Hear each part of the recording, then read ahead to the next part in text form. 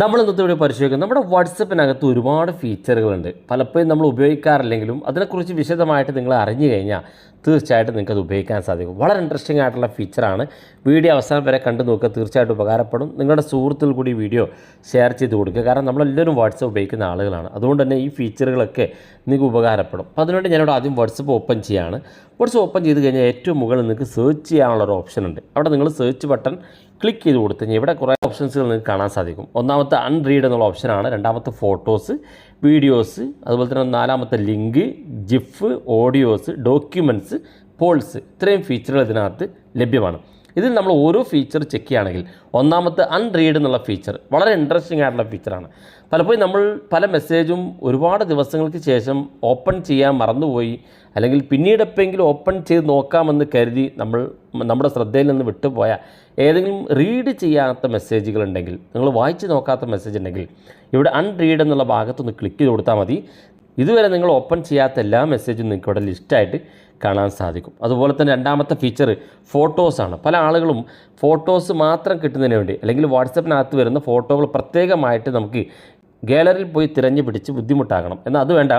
ഇവിടെ വന്ന് രണ്ടാമത്തെ ഫോട്ടോസ് എന്നുള്ള ഭാഗത്ത് ക്ലിക്ക് ചെയ്താൽ വാട്സപ്പിൽ നമുക്ക് ലഭിച്ചിരിക്കുന്ന എല്ലാ ഫോട്ടോസും ഇവിടെ കാണാൻ സാധിക്കും. മാത്രമല്ല ഇവിടെ തന്നെ സെർച്ച് ചെയ്യാനുള്ള ഓപ്ഷൻ ഉണ്ട്. നിങ്ങൾക്ക് ഏതെങ്കിലും വ്യക്തികൾ അയച്ച ഫോട്ടോ ആണെങ്കിൽ ആ വ്യക്തിയുടെ പേര് ഇവിടെ സെർച്ച് ചെയ്ത് കൊടുത്താൽ മതി. ഫോട്ടോ നിങ്ങൾക്ക് ആ വ്യക്തിയുടെ ഫോട്ടോ ആയിട്ട് കിട്ടും. ഇനി ഈ ഫോട്ടോസുകളൊക്കെ ആരാണോ അയച്ചു തന്നതെന്ന് അറിയണമെന്നുണ്ടെങ്കിൽ ഇവിടെ അവസാനത്ത് കാണുന്ന 3 ലൈനിലൊന്ന് ക്ലിക്ക് ചെയ്ത് കൊടുത്താൽ മതി. ഇവിടെ ഓരോ വ്യക്തികൾ ആരാണോ അയച്ചയാളുടെ നമ്പർ സഹിതം നിങ്ങൾക്ക് ഇവിടെ കാണാൻ സാധിക്കും.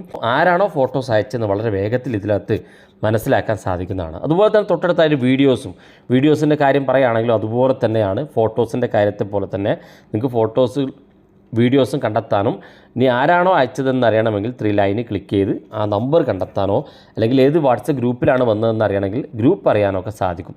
അതുപോലെ തന്നെ തൊട്ടടുത്ത ഫീച്ചർ ലിങ്ക് എന്നുള്ളതാണ്. പല ആളുകളും വാട്സപ്പിനകത്ത് പല ലിങ്കുകളും അയച്ചു തരാറുണ്ട്. പിന്നീട് എപ്പോഴെങ്കിലും നമുക്ക് ആ ലിങ്ക് ആവശ്യം വരുമ്പോൾ നമ്മൾ തപ്പി തിരഞ്ഞാൽ കാണാൻ സാധിക്കില്ല. എന്നാൽ വളരെ ഈസി ആയിട്ട് കണ്ടെത്താൻ ഇവിടെ ലിങ്ക് എന്നുള്ള ഓപ്ഷൻ ഉണ്ട്.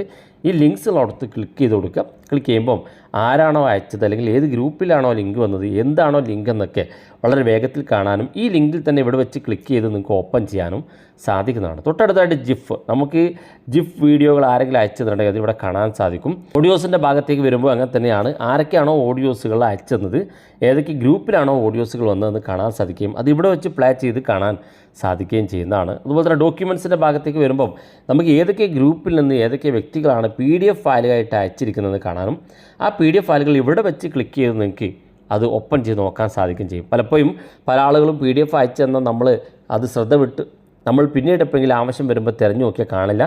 വളരെ ഈസിയായിട്ട് ഇവിടെ വെച്ച് കാണാൻ സാധിക്കും. അതുപോലെ തന്നെ പോൾസ്, അല്ലെങ്കിൽ ഏതെങ്കിലും വ്യക്തികൾ നമുക്ക് ഒരു എലക്ഷൻ നടത്തിയിട്ടുണ്ടെങ്കിൽ, അല്ലെങ്കിൽ ഒരു വോട്ടെടുപ്പ് നടത്തിയിട്ടുണ്ടെങ്കിൽ അത് ഇവിടെ കാണാൻ സാധിക്കും. അവിടെ പോൾ നടത്തിയ ഒരു ഗ്രൂപ്പിൽ മാത്രമാണ് ഇത് കാണുന്നുണ്ട്.